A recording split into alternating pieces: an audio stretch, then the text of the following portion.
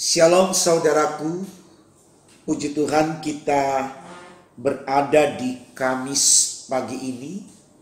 Tentu itu adalah anugerah dan berkat dari Allah buat saudara dan saya. Maka mari kita yang mengalami kemurahan sayang Tuhan, kembali kita bawa kesediaan kita untuk menerima firman-Nya. Dengan percaya firman Allah di pagi hari ini semakin menyemangati kita untuk melakukan yang baik dalam hidup, sehingga selalu terjadi perubahan signifikan dalam kehidupan spiritualitas kita di dalam mempermuliakan nama Allah dari waktu ke waktu.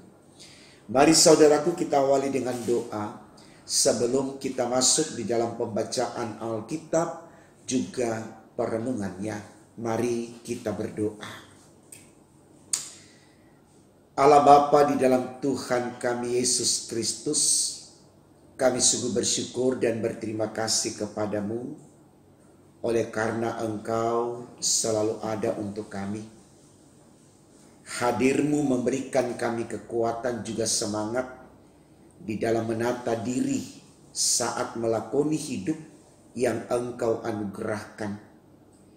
Kendatipun kami sadar ini tidak mudah untuk mengikuti semua keinginan Allah dalam hidup kami. Tapi ketika Allah menyapa kami dan kami membuka diri untuk disentuh oleh-Mu, maka sesuatu yang tidak mungkin akan menjadi mungkin. Karena dalam kekuatan Tuhan pasti tidak ada yang mustahil. Semua bisa karena Engkau berkuasa. Untuk apa yang kami minta ini Tuhan, berfirman-Lah, karena kami sedia mendengarkannya. Demi Yesus Tuhan kami. Amin. Saudaraku, ada pujian di dalam Kidung Jemaat 402 yang liriknya di bait pertama khususnya mau menggambarkan tentang keberadaan kita sebagai manusia yang sangat membutuhkan Tuhan. Artinya dari apa yang ditulis di lirik lagu di Kidung Jemaat 402 ini hendak membawa kita untuk selalu menyadari, mencari Tuhan, mengandalkan Tuhan, menyembah Tuhan, atau memberlakukan seluruh refleksi hidup kita seperti yang Tuhan inginkan. Ya, sedikit lirik dari bait lagu ini dinyanyikan demikian. Ku perlukan juru selamat agar jangan ku sesat, selalu harus ku rasakan bahwa Tuhanku dekat, maka jiwaku tenang, takkan takut dan enggan bila Tuhan ku membimbingku di malam pun tentram. Jadi saudaraku, lirik lagu ini menggambarkan suasana hidup yang tentram, yang nyaman, yang bahagia tentunya kalau kita bersama dengan Tuhan. Artinya kedekatan kita dengan Allah selalu menggiring kita untuk berada di sebuah keadaan yang menyenangkan, yang membahagiakan.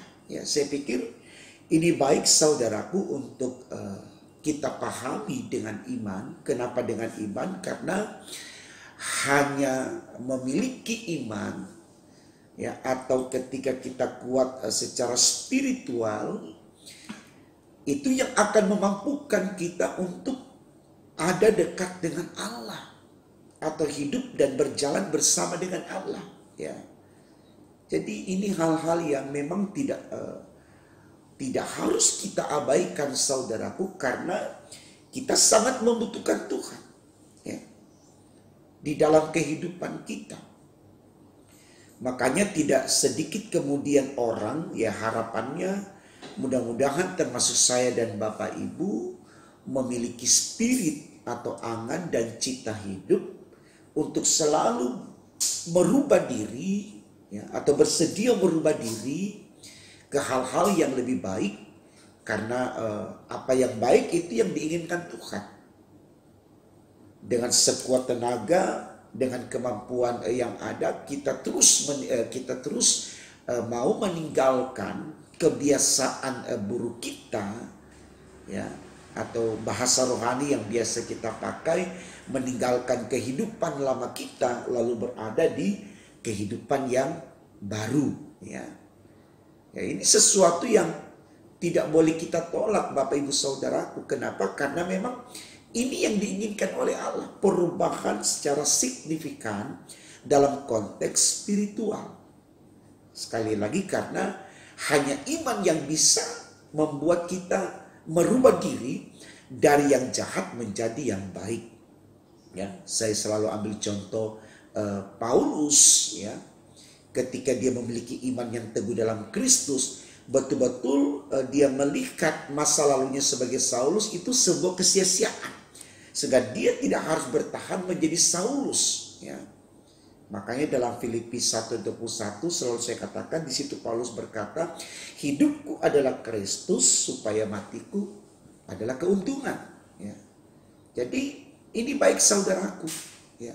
Dan ternyata ini juga yang disuarakan oleh Hosea kepada umat Allah Israel di zaman itu, di mana umat ini benar-benar umat yang tidak mempedulikan Allah. Gampang sekali mereka terkontaminasi lalu terpengaruh dengan cara-cara hidup orang-orang yang ada di sekitarnya yang notabene tidak mengenal Allah. Mereka larut dalam kebiasaan-kebiasaan yang dilakukan orang-orang yang tidak mengenal Allah ini, yaitu menyembah berhala. Itu yang menjadi refleksi hidup orang-orang Israel di zaman itu, ya.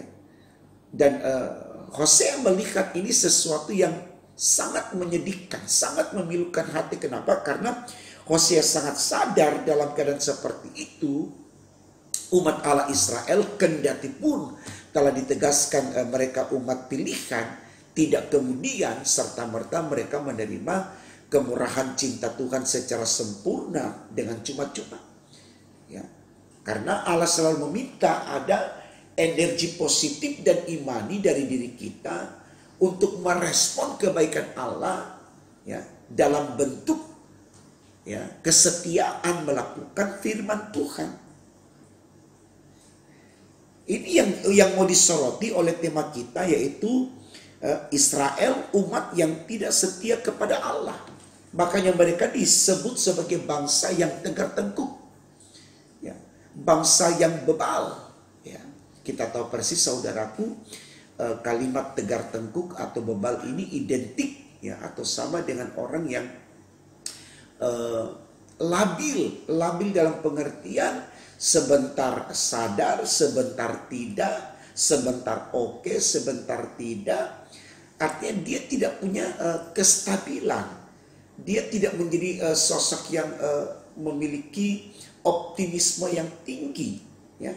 Dia menjadi orang yang sangat pesimis, ya, labil, ya, penuh dengan ketakutan untuk melangkah menggapai masa depan yang dia inginkan. Ini berbahaya, saudaraku, kalau kemudian saya dan Bapak Ibu memiliki sifat-sifat yang demikian, ya. Karena dalam kelabilan atau sikap yang pesimis, sulit bagi kita untuk memerangi setiap hal yang diperhadapkan kepada kita, ya. Karena kecenderungan yang terjadi nantinya, kita akan mengalami kemunduran. Karena ketika saya dan saudari dikuasai dengan ketakutan yang berlebihan, sulit kita untuk fight, ya, untuk eksis, untuk menunjukkan karya-karya yang besar, yang spektakuler, sulit, saudara. Ya, ya, kita juga tidak diajar menjadi sosok yang kepedean, seperti istilah bilang tong kosong jaring bunyinya, hanya bisa berbicara tapi tidak ada action, tidak ada follow up lewat tindakan nyata. Tidak juga demikian. Tapi bagaimana pengetahuan yang kita punya dengan iman yang teguh itu menjadi satu kekayaan yang komplit untuk kita pakai memerangi hidup ini. Ya. Jangan Tuhan sudah kasih kita kepintaran, Tuhan sudah kasih kita iman, lalu kita tidak pede dalam hal ini. Ya, tidak, tapi betul-betul dalam keyakinan iman, ketika kita disertai Tuhan, apapun yang akan kita lakukan selalu menyenangkan Tuhan, dan akhirnya kita memperoleh berkat daripada Tuhan. Ya, nah ini yang dipakai oleh Allah untuk mengingatkan kita. Ya, lewat kisah Musa misalkan, ketika Tuhan percayakan dia untuk menggiring orang-orang Israel keluar dari Mesir, dia mencoba untuk mengelak. Kenapa saya? Ya, apakah tidak ada yang lebih muda dari saya, yang lebih fasih lidah dan seterusnya? Ya, kita di hadapan Allah, saudaraku, tidak punya kuasa untuk komplain ketika Allah percayakan itu kepada kita.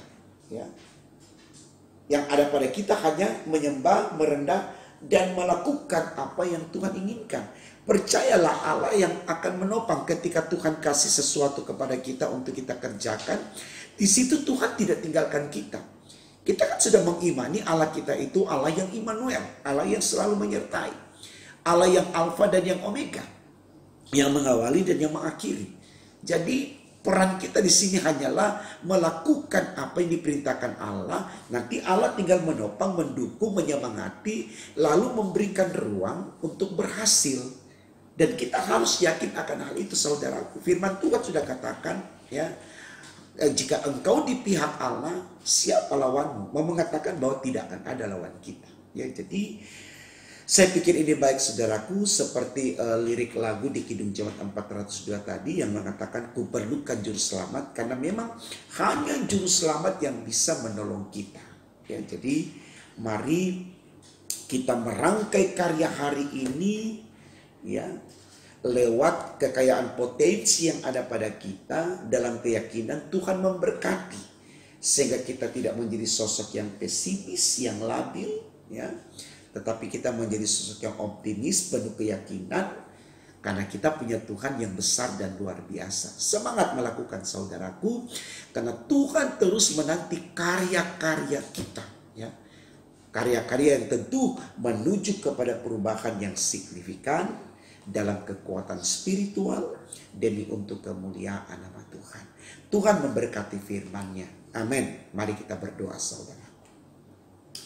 Terima kasih Tuhan karena Kau sudah berkati kami di pagi ini. Kami sungguh bersyukur untuk berkat-Mu yang memberikan pengertian kepada kami betapa pentingnya membangun hubungan dengan Allah, supaya selalu ada kekuatan dari diri kami untuk mengalahkan ego kami dan merubah diri kami dari yang jahat menjadi baik, yang malas menjadi rajin, yang bodoh menjadi pintar, yang suam-suam kuku dalam iman menjadi teguh dalam iman. Sehingga dalam kekuatan semuanya itu kami melangkah dalam pimpinan Tuhan untuk meraih masa depan yang lebih bahagia.